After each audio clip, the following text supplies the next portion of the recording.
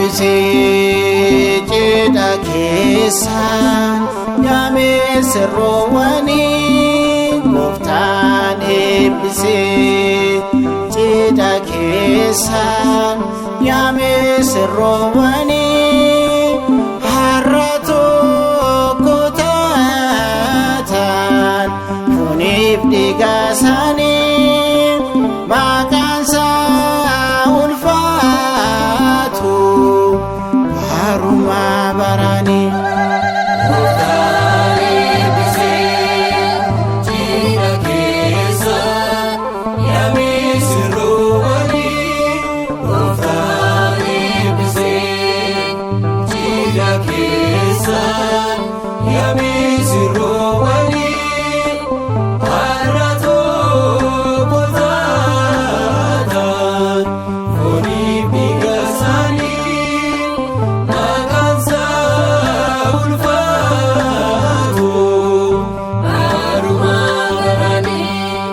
Gooftaan eebbisee cidha keessaan yaamee sirroowwanii Gooftaan eebbisee cidha keessaan yaamee sirroowwanii har'a tokko taatan fooniif dhiiga isaanii maqaan isaa ulfaatu barumaa baranii.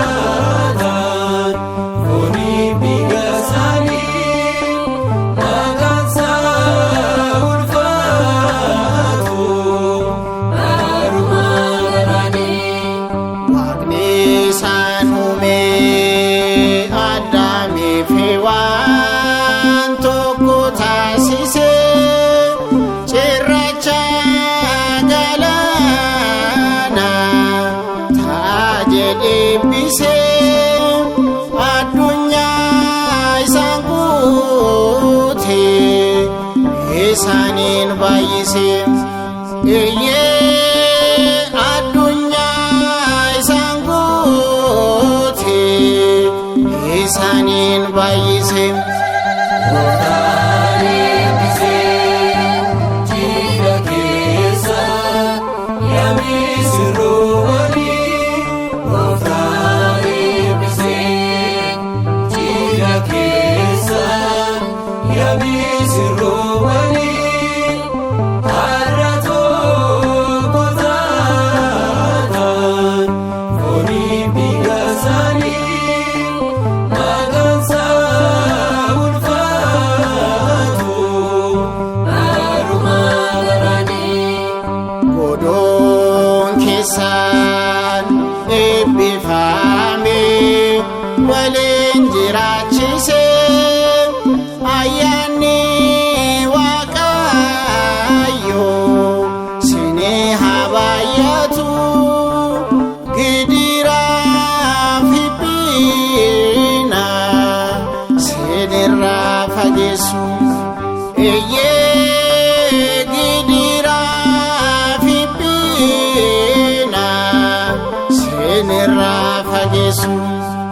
Gooftaan eebbisee cidha keessaan yaamee sirroowwanii Gooftaan eebbisee cidha keessaan yaamee sirroowwanii har'a tokko taatan fooniif dhiiga isaanii maqaan isaa ulfaatu barumaa baranii. Gammachuun kana raawwateera yaa saba ilaalaa eeyyamaa Waaqayyoon hundumtuu ta'eera.